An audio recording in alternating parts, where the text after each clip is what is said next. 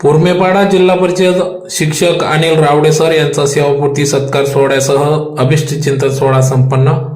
याबाबत अधिकृत वृत्त असे की आज दिनांक 1 जून 2026 रोजी पुरमेपाडा तालुका जिल्हा धुळे येथील जिल्हा परिषद शाळा पूरबेगर वस्ती येथील जिल्हा परिषद शाळेतील शिक्षक अनिल रामचंद्र रावडे सर यांचा सेवापूर्ती सत्कार सोहळा आज धुळे शहरातील अक्षदा लॉन्स या ठिकाणी पार पडला। गेल्या प्रदीर्घ सलग 34 वर्षे सेवा देऊन ते आज सेवानिवृत्त झाले असून त्यांचा सेवापूर्ती सत्कार सोहळा आज पार पडला। तर कार्यक्रमाच्या सुरुवातीला माता सरस्वती पूजन करून दीप प्रज्वलन करून कार्यक्रमास सुरुवात करण्यात आली। कार्यक्रमाप्रसंगी या ठिकाणी माजी आमदार शरद पाटील, नगरसेविका प्रभावती शिंदे, डॉक्टर बबनराव इल्ले, चंद्रकांत जाधव, गणेश चौधरी, निखिलजी सूर्यवंशी, ज्येष्ठ पत्रकार जावई श्री मुकुंदराव पिंगळे सर, निलेश थोरकर आदी सर्वच मान्यवर पदाधिकाऱ्यांच्या उपस्थितीत या ठिकाणी अनिल रामचंद्र रावडे शिक्षक यांचा सेवापूर्ती सत्कार सोहळा पार पडला। तर यावेळी या ठिकाणी गेली अनेक वर्षे या ठिकाणी प्रदीर्घ सेवेनंतर अनिल रावडे सर हे प्रदीर्घ सेवेतून सेवानिवृत्त झाले। त्यांनी नंदाने, पुरमेपाडा यासह विविध गावात आपली सेवा बजावली, आपले कर्तव्य बजावले।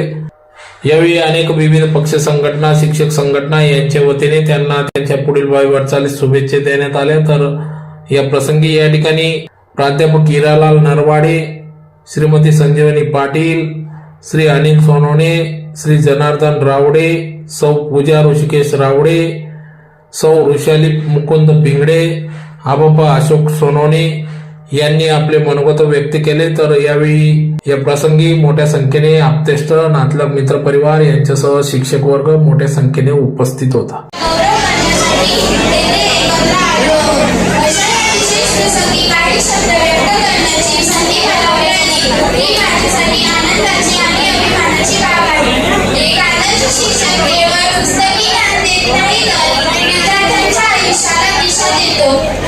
त्यांनी दिलेले ज्ञान, संस्कार आणि शिकवणीने अनेक विद्यार्थ्यांचे जीवन घडले आहे। त्यांच्या अभ्यासाचा वारसा, त्यांनी दिलेले मूल्य पुढील अनेक वर्ष विद्यार्थ्यांच्या मनात जिवंत राहतील। ज्ञानाची ज्योत तेवत ठेवली, अज्ञानाचा अंधार दूर केला।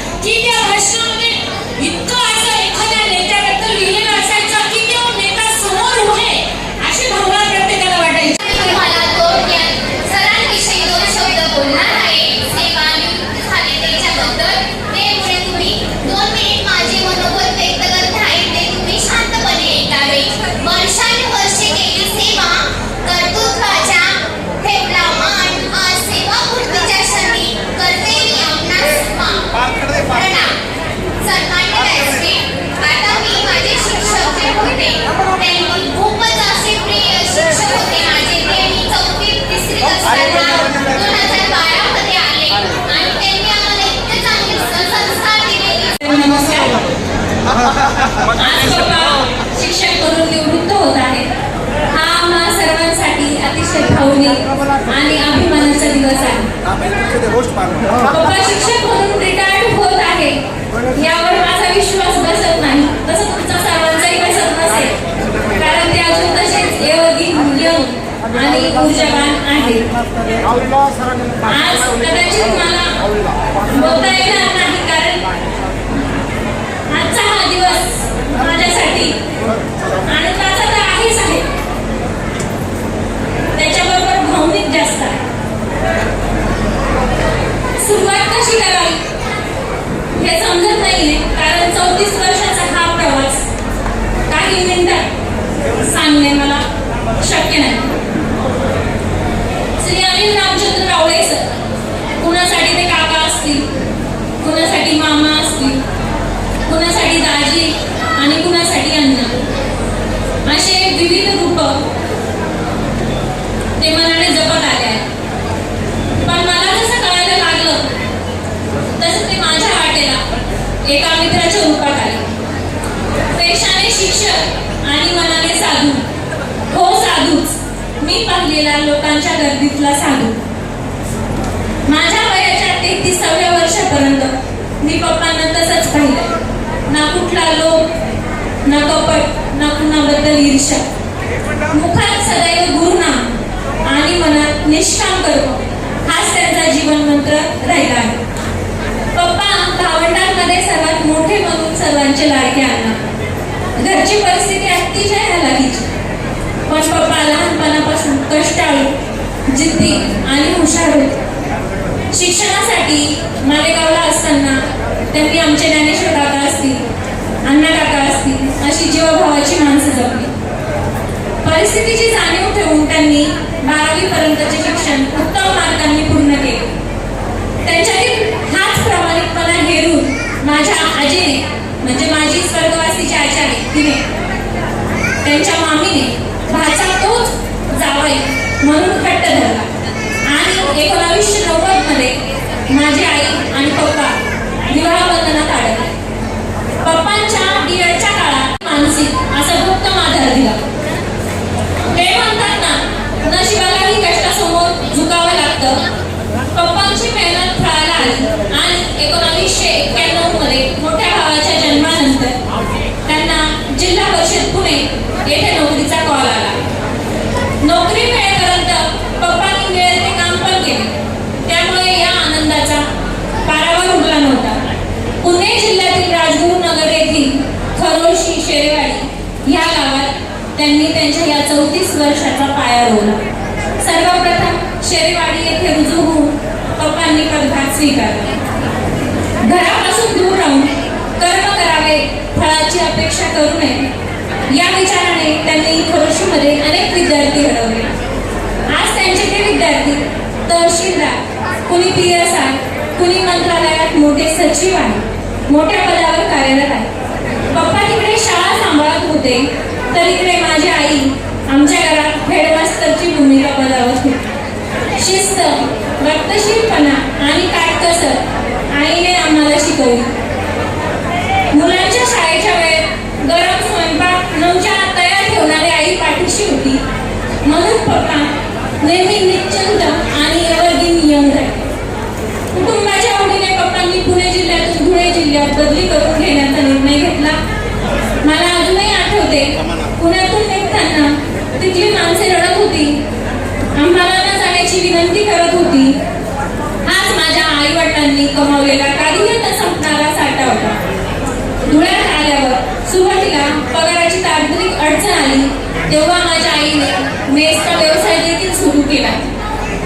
त्यात देखील माझ्या वडिलांनी तिला भक्कम आधार दिला. पप्पांनी कामाची कुठलीही लाज न बाळगता शाळा सांभाळून आईला डबे भरण्याला देखील मदत केली. पुढे नंदाने गावात पप्पा रुजू झालेले असताना नवीन जिल्हा, नवीन गाव असूनही आपल्या मिश्किल आणि जिव्हाळ्याच्या स्वभावाने त्यांनी नंदाने गावातही आपल्या कामाची छटा उमटवली. शाळेचा परिसर सुंदर करणे, वृक्षारोपण करणे, शैक्षणिक कामात यात पप्पा नेहमी पुढे असायचे. त्यानंतर पप्पांची बदली काळखेडे येथे झाली. तिथे त्यांनी स्वतःच्या ज्ञानात भर टाकण्यासाठी वयाच्या या टप्प्यात यशवंतराव चव्हाण मुक्त विद्यापीठातून BA आणि MA चे देखील शिक्षण पूर्ण केले. त्यांच्याकडे पाहून कधी कधी आम्हालाच हेवा वाटतो की ह्या वयात देखील ते आपल्यापेक्षा दुपटीने काम करतात, दुपटीने मेहनतही करतात. संस्कारात पप्पांचा खूप मोठा वाटा आहे. लहानपणी त्यांनी कविता धडे मला इतक्या सोप्या पद्धतीने शिकवले की मला निबंध लेखन, वक्तृत्व स्पर्धा यांची आवड निर्माण झाली. माझ्यात असलेला हा गुण माझ्या वडिलांच्याच व्यक्तिमत्वाचा एक अंश आहे. मी जेव्हा अभिवांसी करण्यासाठी मालेगाव येथे गेले त्यावेळेलाही मला त्यांच्याप्रमाणे संयमी आणि कष्टाळू बनण्याची प्रेरणा मिळाली. 2018 मध्ये माझं लग्न झाले त्यावेळेला पप्पा कारखेडे येथे रुजू होते. लग्नाचा, शिक्षणाचा तसेच बाकी कुठलेही निर्णय त्यांनी आम्हाला स्वतंत्ररित्या आणि स्वतंत्रपणाने मोकळेपणाने घेऊन दिला. 2018 ते 2026 हा कालखंड पूर येथे त्यांनी आनंदी स्वरूपात घालवला. आजचा हा दिवस जितका भावनिक आहे तितकाच अभिमानाचा देखील आहे. पप्पा, तुम्ही आयुष्यभर शिक्षक म्हणून विद्यार्थ्यांना भरभरून दिली आणि एक वडील म्हणून आम्हा भावंडांनाही दिली. पण आता एक गोष्ट मनाला नेहमीच चटका लावून जाईल. आम्ही ज्या वेळेला आमच्या मुलांसाठी काही ऑनलाईन स्टडी मटेरियल मागवू त्यावेळेला तुमचं कायमचं विचारणं, आमच्या शाळेच्या मुलांसाठी ऑर्डर करता येईल का गं? करून देते का? आज आमच्या शाळेत अशा गोष्टी झाल्या ते एकदम आनंदाने हसून सांगणे आम्ही मिस करू. माझ्या मुलाला काही गोष्ट येत असली किंवा काही असली तर नाटकांसाठी नवीन पुस्तके घ्यायचे, गोष्टी घ्यायचे, या गोष्टी पप्पा नेहमीच तत्परताने करत असतात. हे शाळेच्या मुलांचे किस्से तसेच त्यांच्या तोंडून ऐकताना आम्हालाही आनंद वाटायचा. शेवटी मी इतकंच सांगेन, पप्पा, आयुष्यभर तुम्ही आम्हा सर्वांना, विद्यार्थ्यांना, मित्रांना खूप वेळ दिला. या आईसाठी असलेला तुमचा वेळ कुठेतरी वाटला गेला. पण आता यापुढे आयुष्य तुम्ही आईसोबत अतिशय आनंदाने आणि आरोग्यही वातावरणात घालावे हीच ईश्वरचरणी प्रार्थना.